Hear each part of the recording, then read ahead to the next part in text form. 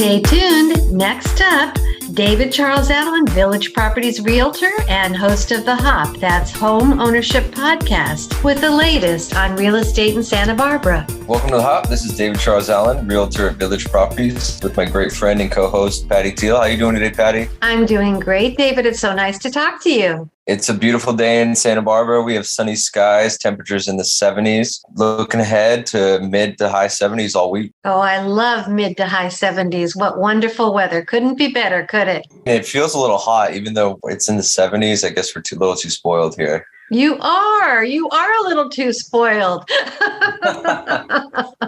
I'm in Florida and it's in the 80s and it's a little too hot. It really is. There you go. Yeah. In terms of waves too, we had a really fun couple of days of swell before the windstorm came in. And then looking ahead, we could have another run at some fun swell upcoming as well. Oh, that's nice. Did you get out on the waves? You know, I got out for the first time in a while. So I got it right before the storm and it was really fun and really enjoyable to be out there again. Oh, that sounds wonderful.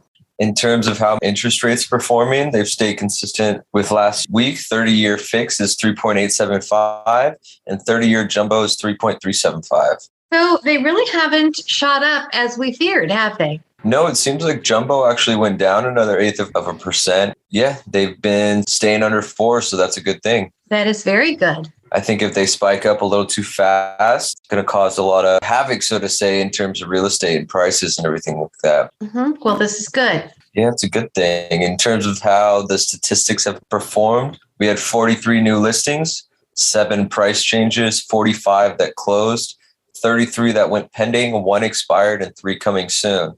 So we do have 10 new listings compared to 33 that pended. But what I've realized too is we're having a lot of off-market sales. So I wanted to count how many off-markets they were because they'll go from straight new listing to close. So you don't see them come up as pending. And there was 8 that closed off-market just in this last week. So it's really not a gain in supply. And I'm sure that may have been a possibility for weeks past as well when we've seen a little bit extra supply, possibly. It's really not the case. Mm-hmm. Now, we've gone over this briefly a little bit before, but why might someone skip listing it and just go with selling it off market? Someone that comes with a really good offer, someone that's favorable to the seller's needs. Maybe it's friends or people that know each other that want to buy something and then sell something else. So it's a little bit of a confusion in that sense, or no sense to put it on the market. So there's a lot of various reasons. Usually, if you get a really high price, why not sell it off market, you know? Right. So it can be an easy way to sell your house. It can be very simple in terms of not having people come to your home, especially if you're still living there, not having to clean every time there's a showing. If you're still living there, of course, you're not paying for staging, you're not paying for photography. Usually if it's off market, you know they have really good terms, so you can stay there a couple extra months and rent it back, or you're not really in limbo waiting for something to happen. You already know kind of ahead of time, and that's why you're selling it off market. Yeah. Now, David, back in the day, the realtor drove the client around to the different houses. Has that completely changed? Does the client just meet the realtor at the house and they look on their own? How is that working these days? You know, it always depends who you work with. Sometimes you just want to go check out every open house. Your realtor might not be available to do that. It really depends on case-to-case basis. Some people still drive around and look at houses together. It really just depends. Okay. Do you have any questions for the day, Patty? Oh, well, you know, I always do have questions. You know, what has been on my mind, this is not necessarily from a listener, but I've been hearing a lot about these first-time buyer home programs, but I'm not sure that it works in Santa Barbara with prices being what they are. You hear about help with the down payment, that kind of thing. But because prices are so much higher in California in general, and specifically in Santa Barbara, is there any help for a first-time buyer? Yeah, it really just depends. I mean, it will help you get into a home, but you're going to have higher monthly costs. So usually first-time home buyer assistance depends on where you are. But I know Santa Barbara does have a program for that.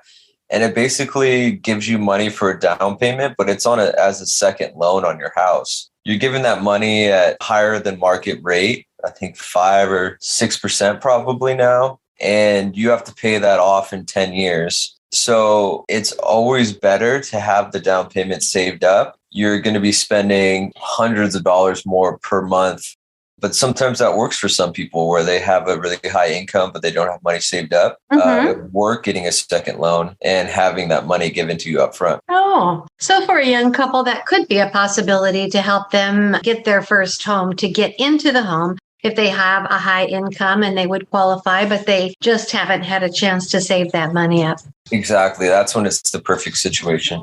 Oh, good to know that they have that. Thank you. Yeah, but in terms of someone just barely able to afford a price point, it's not going to be beneficial because you're just going to have a lot higher costs. Right. Got it. Thank you, David. You're welcome. And how are those fur babies doing? They're all doing really well. Going to go to the beach later and let them run. So they're going to really enjoy it. Oh, they are. Can they all run on the beach together? Now, you don't bring Mango to the beach, do you? No, I wouldn't. I bet he'd like it, honestly. He's like a dog. He'll come when you call him and he just follows you around. So he's a unique cat. He does sound like a very unique cat. I don't know if you've ever tried taking him on a leash. Maybe he wouldn't like that since he's had so much freedom and he just follows you on your own. But I have seen a fair number of cats recently that are leashed cats. Have you seen that? Yeah, we've taken him on a leash, I think once or twice, and he just lays down and looks at you like, what are you doing? What do you think you're doing? Oh, yeah. So describe to our listeners a little bit of each of their personalities: Moose, Mango, Bailey, and Jazz. Oh, I mean, that's tough. Moose is a lover. He loves on everybody. That and food. He's really obsessed with food. He just wants to eat all day. Moose is the baby, the big baby. Yes, I'll remind our listeners in case this is the first time they tuned in. Yeah, Mango's just does his own thing, but then he's really attached when you're around. So he's the best of both worlds, I guess. Bailey just wants to do her own thing, but be right next to you all the time. And when she's on her walk, she goes and wants to smell everything and just the happiest part of her day. And Jazz, she's all over the place. She's the cutest, most lovable dog, but then she's like a super spaz when it comes to being outside and playing. Oh, that's so sweet. Yeah. And then I have Ollie on my end. Ollie is a Jack Russell Terrier who is really scared of his own shadow, but he wouldn't like me telling him that because he acts all tough when he's like behind a fence or he's inside. But, you know, when he gets out and about, he gets a little bit scared of anything new. Like when we go in the car, he's so excited to go. Oh my gosh, he's so excited. And then we get to the car and he's like, wait a minute, I think I changed my mind. Oh my gosh. But I have been making him go out and about every day. And honestly, he is getting much, much better. And I will tell you, it does make him be a very well-behaved dog because he's too scared to, you know, cause any ruckus.